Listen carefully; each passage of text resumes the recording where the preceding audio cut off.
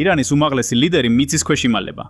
მისი მთავარი გენერლები გარდაცვლილები არიან და მისი ქვეყანა სისხლისღვრიან ომში, რომელსაც ვერ მოიგებს. ამიტომ, როდესაც მისი მოლაპარაკეები აშშ-ისთვის მშვიდობის წინადადების შედგენას იწყებენ, შეიძლება იფიქრო, რომ კაპიტულაციის პირობებს შესთავაზებენ.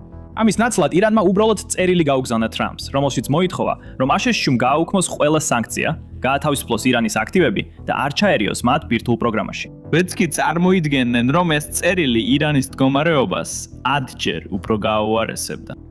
ეხლა ცეცხლის შეწყვეტა კრიტიკულ მდგომარეობაშია. აშშ-ის გამანადგურებელი ხომალდები ისევ პოზიციებზე ბრუნდებიან. და თვით ჩინეთიც კი ირანის ყველაზე ახლო მოკავშირე ჩუმად ზუგში დანასცემს. ირანის რევოლუციური გვარდიის ილუზია ირანის რეჟიმის დასასრულად იქცევა. მოდით გავიგოთ, რატო იქცევა ირანი ისე თითქოს ამ ომში იმარჯვებს, როცა ყველა მტკიცებულება საპირისპიროს ამბობს. მოდით ზუსტად ნახოთ, რა მოხდა. დავიწყოთ იმ სამშვიდობო წინადადებით, რომელიც ირანმა გაგზავნა. აი ამ გეგმის ცნობილი დეტალები. მნიშვნელოვანია აღნიშნოთ, რომ ყველა დეტალი არ გვაქვს, მაგრამ აქ არის მთავარი პუნქტები. ირანი აცხადებს, რომ ბირთვული ტექნოლოგია ამ ეტაპზე მოლაპარაკებების ნაწილი არ არის. კანდიდრება არასდროს იქნება მოლაპარაკების საგანი და ირანის ბირთვული ინდუსტრიის საქმიანობა იყო მშვიდობიანი და მშვიდობიანი დარჩება. ბირთვული ცენტრებისა და აქტივების დაცვისთვის საჭირო ზომები დაგეგმილია და განხორციელებულია. ანუ, ეს ნიშნავს, რომ ირანი ამბობს, რომ მათ უბრალოდ სურთ ჰორმუზის სრუტესა და აშშ-ის ბლოკადაზე მოლაპარაკება. ისინი არ სურთ ბირთვულ საკითხებზე მოლაპარაკება, მანამ სანამ ომი არ დასრულდება. ეს არის ის, რასაც ირანი დაახლოებით 2 კვირის წინ სთავაზობდა და როგორც ჩანს, ირანის მოთხოვნები ან ირანის პოზიცია მოლაპარაკებებზე საერთოდ არ შეცვლილა. აი, პრეზიდენტი დონალდ ტრამპის განცხადება მას შემდეგ, რაც მან ეს გეგმა წაიკითხა. ახლახან წავიკითხე პასუხი ირანის ეგრეთ წოდებული წარმომადგენლებისგან. საერთოდ არ მომწონს, სრულიად მიუღებელია. ტრამპმა ასევე ისაუბრა აქსიოსთან მას შემდეგ, რაც სამშვიდობო გეგმა ნახა და ამ ინტერვიუდან შეგვიძლია მეტი დეტალი გავიგოთ თუ რას ცდილობს ირანი. პრეზიდენტი ტრამპი საჯაროდ ამბობს, საერთოდ არ მომწონს მათი წერილი. ეს შეუსაბამოა და ეს არ არის ის, რაზეც დავთანხმდებით. ირანი 47 წლის განმავლობაში ბევრ ქვეყანას აწუხებდა. ეხლა სანამ ირანის პასუხს გადავხედავთ, ნებომომეთით შეგახსენოთ, რა სიტყოდა შეერთებული შტატები. აშშ-მ ირანს 30 დღიანი ურთიერთგაგების მემორანდუმი შესთავაზა. ეს არ იყო მშვიდობის შეთანხმება არც ერთ შემთხვევაში. ეს ძირითადად იყო შეთანხმება, რომ მოლაპარაკებებზე დაეთანხმებოდნენ. მაგრამ ამაზე დათანხმებით ირანი ფაქტობრივად ამბობს, რომ ისინი არ განახორციელებენ ბირთვულ ობიექტებთან დაკავშირებულ არანაირ მშენებლობას. მოლაპარაკებების მიმდინარეობისას ისინი გამდიდრებულ ურანს არ გადაიტანენ. და ამას გარდა, რა თქმა უნდა, ირანი თანხდება, რომ საერთოდ არ ეცდება ბირთვული იარაღის შექმნას. ასე რომ, ისინი ამას საჯაროდ განაცხადებენ. და ამის სანაცვლოდ ვფიქრობ, აშშ-ში მზად იყო გარკვეული სანქციების შემსუბუქებისთვის. აშშ-ში მზად იყო გაეუქმებინა ბლოკადა თუ ირანი დათანხმდებოდა ჰორმუზის სრუტის გახსნას. ეს იყო ურთიერთგაგების მემორანდუმი. ამის ნაცვლად ირანი ახლა პასუხობს და ამბობს, რომ სურს ყველა ამერიკული სანქციის გაუქმება. ისინი ითხოვენ, რომ ირანის გატინდვები ჩვეულებრივ გაგრძელდეს. ამას გარდა ისინი ითხოვენ ყველა გაყინული აქტივის გათავისუფლებას, როდესაც ხელს მოაწერენ ამ ურთიერთგაგების მემორანდუმს. და ამ ეტაპზე ისინი საერთოდ არ აპირებენ ბირთვულ საკითხზე საუბარს. ეს არის ის საკითხი, რომლის განხილვაც მათ სურთ 30 დღიან მოლაპარაკებების პერიოდში, რომელიც იწყება ამ მემორანდუმის ხელმოწერის შემდეგ.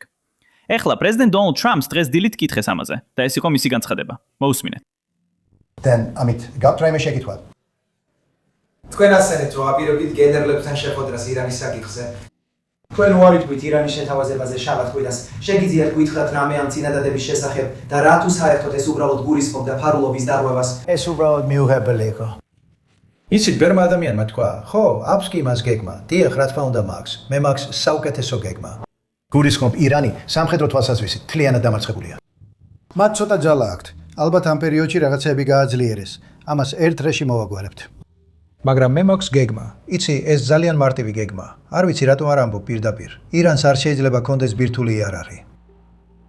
ისინი ძალიან საშიშები არიან. ისინი ძალიან არასტაბილურები არიან. ეს საშინელი რამ არა, რაც იქ მოხდა. მათ ბოლო 2 თვეში 42000 ადამიანი მოკლეს. 42000. სულ მცირე, ეს არის ის, რაც ჩვენ ვიცით. 42000 ადამიანი. მათ გასულ კვირაში ბევრი ადამიანი მოკლეს, მაგრამ ერთი თვის წინ, თვენახევრის წინ 42000 ადამიანი მოკლეს. ისინი იყვნენ უიარაღო მომიტინგეები. ეს არო ძალადობრივი პროტესტი. ეხლა, ეს უნდა ნიშნავდეს, რომ ომი თავიდან იწყება ან შეერთებული შტატების მხრიდან სხვა ქმედებაა საჭირო, რადგან ირანი ნამდვილად იქცეც ომს civilად იქცევა ისე, თითქოს ომში იმარჯვებს, მაშინ როცა სინამდვილეში მათი ლიდერები ჯერ კიდევ დამალულები არიან და შიშობენ, რომ ომი ნებისმიერ მომენტში შეიძლება განახდეს. მაგრამ მოთხოვნები მოდის არა ირანის ლიდერებისგან, არამედ ირანის რევოლუციური გვარდიის გენერლებისგან, რომლებიც ამ ომის გაგრძელებას რაც შეიძლება დიდხანს ცდილობენ, რადგან იციან, რომ ომის დროს თუ ლიდერები განადგურდებიან, მათ მეტი კონტროლის მოპოვება შეუძლიათ ქვეყანაში. ეხლა ჩანს, რომ შეერთებული შტატების მხრიდან რაღაც ქმედება ძალიან მალე იქნება, რადგან ის ვიდეო, რომელიც თქვენ ეხლა ხან ნახეთ, იყო რაღაც განათლებასთან დაკავშირებულ ღონისძიებაზე, მგონი ფსიქიკურ ჯანმრთელობასთან დაკავშირებულ ღონისძიებაზე. და როგორც კი ღონისძიება დაიწყო, პრეზიდენტმა ტრამპმა ეს გააზიარა. მას ხავს გენერლებლების დიდი ჯგუფი, რომლებიც მას ელოდებიან, რომ ირანზე ისაუბრონ შეხვედრის დასრულების შემდეგ. მოусმინეთ. არ იქნება ძალიან დიდი დრო, რადგან მე მელოდება გენერლების დიდი ჯგუფი. ეს ის მნიშვნელოვანია. იცით, ეს ეხება აბსოლუტურად მშვენიერ ქვეყანას, ირანს, ასე წარმოთქვამენ მას. We will get started then. Okay. შემდეგ Fox News-მა ასევე გავრცელა ინფორმაცია, რომ პრეზიდენტი დონალდ ტრამპი ეხლა განიხილავს Project Freedom-ის განახლებას. ვინც გამოტოვეთ, Project Freedom იყო სამხედრო მისია, რომელიც უნდა დახმარებოდა გემებს, რომლებიც სპარსეთის ყურეში იყვნენ გაჭედილები, უკან გამოსვლაში, გარკვეულწილად ჰორმუზის სრუტის ხელახლა გახსნით. სრულად არა, მაგრამ მიზანი მაინც იყო, რომ გემები, რომლებიც უკვე 2 თვეზე მეტია სპარსეთის ყურეში არიან გაჭედილები, გამოეყვანათ. მოусმინეთ. პრეზიდენტმა ტრამპმა რამდენიმე წუთის წინ Fox News-ის ჯონ რობერტსს საუბრა.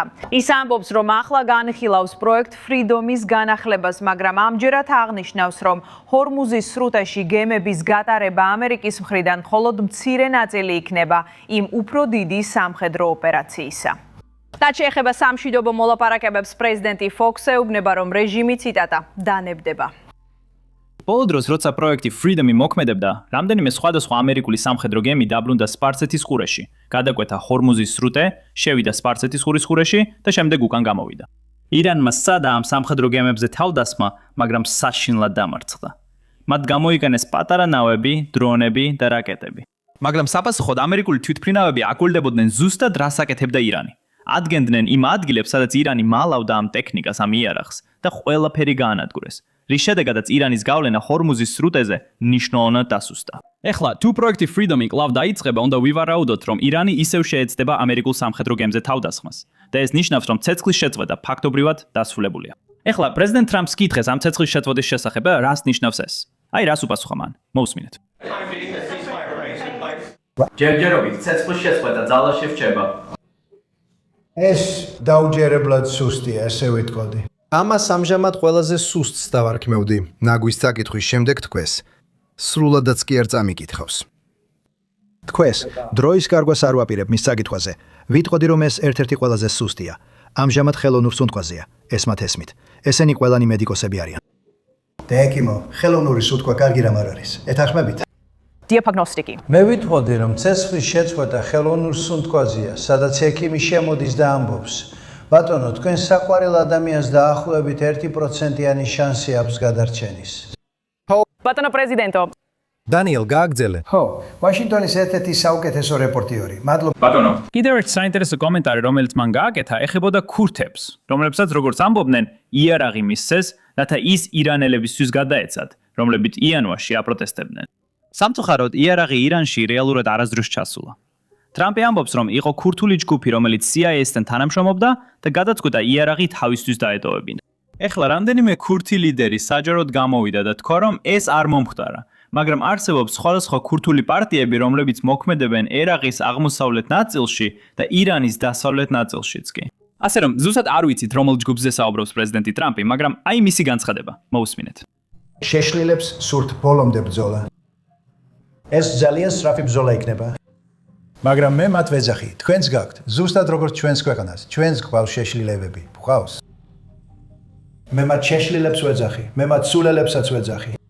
მაგრამ ირანში ყავთ ზომიერები, რომლებიც გარიგების დადება ძალიან უნდათ და მერე არიან შეშლილები. და მგონი ისინი ცოტათი ეშინიათ შეშლილების, მაგრამ და რატომაც არა. პროტესტების სიმძაფრის დონე. იცით, ხალხი ამას უყურებს. მათ სურთ ქუჩაში გასვლა, მათ არაფერი არ არის, მათ არა თოფები. ვიფიქრეთ, ქურთები მოგცემდნენ იარაღს, მაგრამ ქურთებმა გაგვიცრუეს იმედი. ქურთები მხოლოდ იღებენ. მათ კონგრესში დიდი რეპუტაცია აქვთ. კონგრესი ამბობს, ისინი ესე ძლიერი ბრძვიან. ისინი ძლიერი ბრძვიან, როცა ფულს იღებენ. ძალიან იმედგაცრუებული ვარ ქურთებით, მაგრამ მათ მიეცათ. თქვი რომ ეს არ იმუშავებდა. გონი უნდა ვთქვა ეს. არ დავეთანხმე იმას, რაც მათ გააკეთეს. მათ მისცეს. ვთქვი რომ ისინი იქ ვერასდროს მივლენ. და მართალი ვიყავი. მომწონს რომ მართალი ვარ. ამ შემთხვევაში სამწუხაროა. მაგრამ ეხლა ამ ყველაფრის პარალელურად ჩინეთი აკეთებს რაღაცას, რაც ცოტა შოკის მონგრელია. სულ მცირე ირანისთვის. სულ ცოტა ხნის წინ, მგონი 3 დღის წინ, ჩვენ გავაშუქეთ როგორ დააწესა აშშ-მ სანქციები ჩინურ ნავთობ გადამამუშავებელზე ირანული ნავთობის შეძენის გამო. შემდეგ ჩინეთის კომუნისტურმა პარტიამ მიიღო კანონი, რომლის მიხედვითაც ჩინეთში მოქმედმა ნებისმიერ ქვეყანამ არ უნდა დაიცვას ეს სანქციები. აბა რა ხდება?